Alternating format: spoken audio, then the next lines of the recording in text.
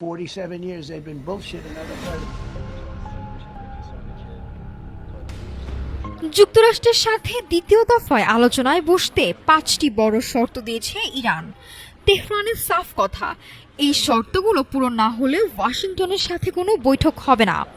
অন্যদিকে মার্কিন president Donald Trump ইরানের এই প্রস্তাবকে পুরোপুরি অগ্রহণযোগ্য বলে নাকচ করে দিয়েছেন। কেন দুই দেশ আবার মুখোমুখি অবস্থানে এবং কি আছে সেই 5 শর্তে?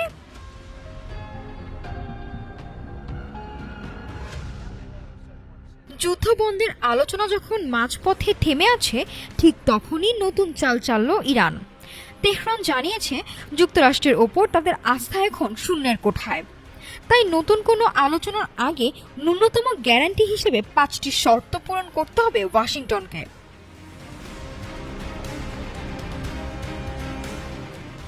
ইরানের এই অনড় অবস্থানের পেছনে রয়েছে 28 ফেব্রুয়ারি সেই ভয়াবহ স্মৃতি। মিনাব শহরের প্রাথমিক বিদ্যালয়ে মার্কিন ক্ষেপণাস্ত্র হামলায় 168 শিক্ষার্থীর প্রাণহানিকে যুদ্ধাপরাধ হিসেবে দেখছে তেহরান। এই ঘটনার পর থেকে মধ্যপ্রাচ্যে মার্কিন ঘাঁটিগুলোতে দফায় দফায় হামলা চালায় ইরান। যদিও পাকিস্তানের মধ্যস্থতায় গত 8 এপ্রিল যুদ্ধবিরতি শুরু হয়েছিল, কিন্তু মার্কিন নৌ অবরোধ চলায় সে শান্তি এখন হুমকির মুখে। ইরানের এই 5 শর্তের জবাবে মার্কিন প্রেসিডেন্ট ডোনাল্ড ট্রাম্প জানিয়েছেন এসব দাবি মানার প্রশ্নই আসে না।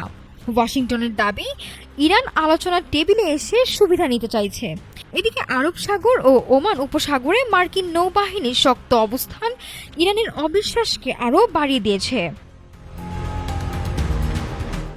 জেনেভা থেকে ইসলামাবাদ, শান্তি আলোচনার বল এখন কোন দিকে গড়ায় সেটি দেখার বিষয়। 5 শর্ত বনাম 14 দফা প্রস্তাবের এই লড়াইয়ে মধ্যপ্রাচ্য কি আবারও বড় কোনো যুদ্ধের দিকে এগিয়ে যাচ্ছে, নাকি শেষ মুহূর্তে আসবে নতুন কোনো রফাদফা?